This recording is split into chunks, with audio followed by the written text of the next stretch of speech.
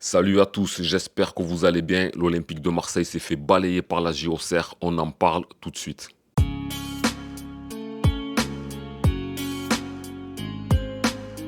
On a un gros problème les gars, on le savait, on s'en doutait, mais cette fois-ci c'est une certitude, l'OM ne progresse pas du tout à domicile et là ça devient très inquiétant parce que les points que tu perds chez toi face à des équipes supposées plus faibles, c'est des points qui risquent de te manquer en fin de saison pour atteindre tes objectifs.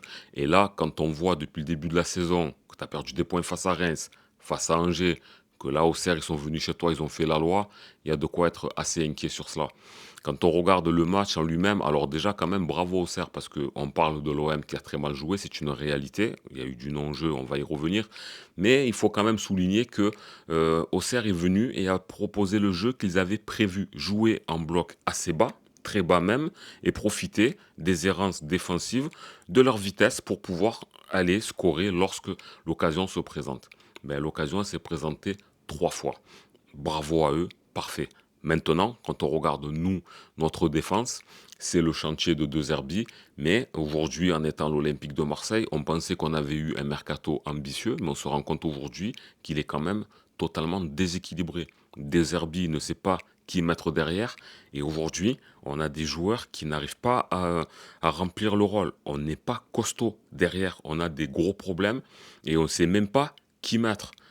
Alors oui, aujourd'hui on nous dit Balerdi, il est capitaine. Balerdi, c'est un joueur qui a des hauts et des bas. Quand il a pris le brassard, c'était un moment donné où il était dans une période de faste parce que l'année dernière, la fin de saison, ça a été pas mal de son côté.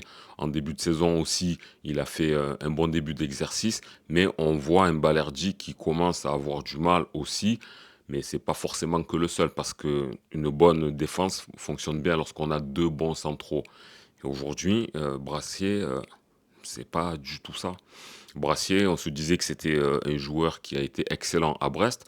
Roberto De Zerbi, jusqu'à il n'y a pas longtemps, a déclaré que après quelques saisons, quelques matchs, il voyait en lui un joueur capable de devenir un des meilleurs centraux d'Europe, mais il va falloir qu'il le prenne véritablement en main et qu'il en tire quelque chose. Parce que là, ça devient vraiment désolant. Maintenant, j'ai pas envie de lui tirer dessus, de le défoncer. On voit que c'est un garçon qui a la pression. Il n'y arrive pas à l'OM. Moi, je pense que c'est un club qui est vraiment trop haut pour lui. Alors, à l'heure qu'il est, c'est possible qu'avec les semaines et les mois qui passent, il montera peut-être en niveau, qu'il arrivera à descendre cette pression. Mais aujourd'hui, ce genre de défenseur nous coûte des points et c'est compliqué parce que De Zerbi voit ce que la plupart des gens ne voient pas. On voit un brassier qui n'y arrive pas et lui voit quelqu'un qui peut réussir. Maintenant, l'histoire a montré qu'on a des joueurs qui ont réussi par la suite, mais à ce poste-là, dans cette configuration-là, c'est mort. Cornelius était blessé. S'il avait été là, ça aurait été peut-être lui qui aurait joué, mais Cornelius, même s'il progressait, ben, c'est pas forcément ce que De Zerbi aurait préféré de mieux. Kondogbia, à part le match de Lyon, derrière, c'était compliqué. Mbemba, il joue pas. On a un joueur qui est apte physiquement, qui a prouvé dans sa carrière marseillaise qu'il était capable de faire de très bonnes choses. Pour des raisons extrasportives, ben, on se passe de lui. Mon Maïté, il joue pas. Bon, ben, il rentre pas dans les plans. Donc aujourd'hui, on a un gros problème. Donc avant de penser à des joueurs superstars, à savoir si des Paul Pogba, on peut faire des coups, bon, même si c'est plus dans l'actualité, mais il faut penser vraiment à faire notre défense parce qu'aujourd'hui, c'est un très gros problème. Parce que l'OM a quand même gagné des points où on n'en a pas perdu à certains moments parce qu'on a eu un très bon gardien. Mais aujourd'hui, il va vraiment falloir corriger le tir et qu'au mercato, on arrive à trouver une défense totalement équilibrée. Même sur les latéraux. Paul Lirola, ce soir, il n'y était pas. Traoré l'a fait danser. À gauche, Merlin. Bon, Merlin, il a fait un très bon début de saison, mais la blessure va lui coûter du temps. Il va falloir qu'il remonte dans le niveau. Mais dans sa première mi-temps, ça a été quand même assez difficile, surtout offensivement. On n'a pas trouvé le Merlin qu'on pouvait attendre et qu'on attendait tous avec impatience parce qu'on savait de quoi il était capable. J'ai même trouvé Garcia, quand il est rentré, plus intéressant que Merlin face à une défense assez basse. Donc la ligne défensive, c'est difficile. Surtout dans un match où Geronimo Rulli n'a pas réussi à faire des exploits qui nous ont sortis de pas mal de situations à certains moments. Donc, De Zerbi a du mal à trouver sa défense, mais il y a eu peut-être un gros problème de mercato. Mais là, on n'a pas le choix. Il va falloir trouver, corriger le tir. En ce qui concerne les milieux de terrain, Holzberg, je trouve que ça a été peut-être un des meilleurs Marseillais, même s'il n'a pas pu avoir le rendement qu'il nous donne d'habitude. Il a pu ratisser quelques ballons, mais il n'a pas pu apporter ce qu'il nous donne d'habitude, hein, de toute façon. Et Rabiot aussi, je l'ai trouvé malheureusement pas forcément efficace, parce qu'aussi devant, ça faisait pas de gros appels, et il n'était pas aussi propulsé par l'attaque. Donc le milieu de terrain, aujourd'hui, n'a pas pu apporter cet talent qu'on attend pour pouvoir se créer des occasions. Ça manquait trop de peps, trop d'envie, alors surtout quand on a égalisé, enfin non, quand on a marqué le but réducteur. Moi, je m'attendais à une révolte. Je m'attendais à des joueurs qui allaient rentrer dedans. Alors oui, on est allé chercher le ballon avec hargne dans les filets, mais c'est tout. Par la suite, non, c'était, on dirait qu'il y avait match nul et que ça nous convenait. Donc moi, je trouve que ça manquait trop d'envie.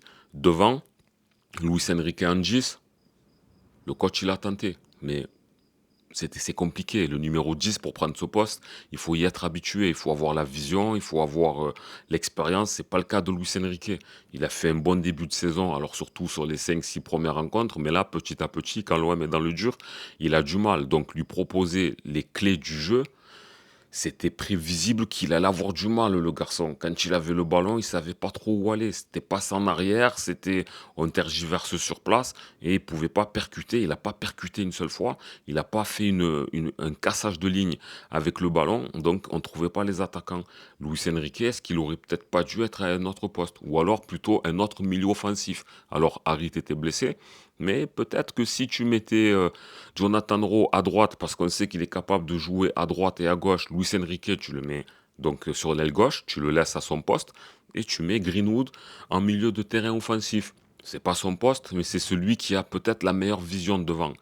Et aujourd'hui, ça n'a pas été le cas. Donc, dans le coaching, ça n'a pas été vraiment parfait. Donc, en gros, moi, ce que je retiens, c'est que Auxerre, en face, ils avaient une envie qui était beaucoup plus grande. Ils ont été chirurgicaux. Et nous, on a été gentils. Oh, 3-0 à la mi-temps. Ils étaient limite plus forts face à l'OM que le Paris Saint-Germain. En tout cas, sur la première mi-temps. Quand on a marqué, le seul but qu'on a mis, c'est un but sur coup de pied arrêté, donc sur penalty, qui était justifié, pas de souci, mais on n'a pas marqué dans le jeu. En première mi-temps, on a été inexistant, inoffensif, pas dangereux. Il a fallu attendre un peu la seconde période pour avoir quelques tirs, quelques situations. Mais quand tu regardes les stats, je les ai vus juste avant de tourner, malheureusement, je ne m'en souviens plus, mais c'était du genre 19 tirs pour l'OM, 6 cadrés, et Auxerre, c'était 11 tirs, 5 cadrés, 3 buts. Un genre comme ça. C'est fou. Comme ils ont été précis, et toi, tu es chez toi. Tu as le public qui te pousse, tu es quand même deuxième, donc il n'y a pas une réelle pression, parce que c'est vrai qu'on était très déçus par rapport à la prestation qu'on a vécue face au PSG. On a sauvé les meubles en battant Nantes la semaine dernière, donc il n'y avait pas une pression particulière, si ce n'est de faire le job au Vélodrome, c'est tout. On attendait que la JOCR prenne un 2-0, même un 1-0 propre, tu joues au ballon, tu n'encaisses pas, tu marques un seul but, mais tu as pris les 3 points, ça me fait 6 par rapport à Nantes, et voilà, tu restes deuxième, tu es bien. Mais là, oh, Reims, match nul. Angers, match nul. Paris qui te balaye chez toi. Et aujourd'hui, c'est Auxerre qui joue le maintien, qui est en milieu de tableau, qui vient, qui fait la loi chez toi. Donc aujourd'hui, le problème, il vient d'où? Alors aujourd'hui, il y en a qui vont dire De Zerbi, il n'est peut-être pas à la hauteur. Ça, c'est l'avis de certains. Maintenant, moi, je pense qu'il faut lui laisser encore un peu plus de temps pour être sûr de savoir si c'est lui qui a du mal euh, à imposer son style à l'équipe, et donc que l'équipe reçoit moins et pas bien ses consignes, ou tout simplement que les joueurs ne sont pas à la hauteur, ou de savoir si c'est lui qui n'est pas fait pour l'OM.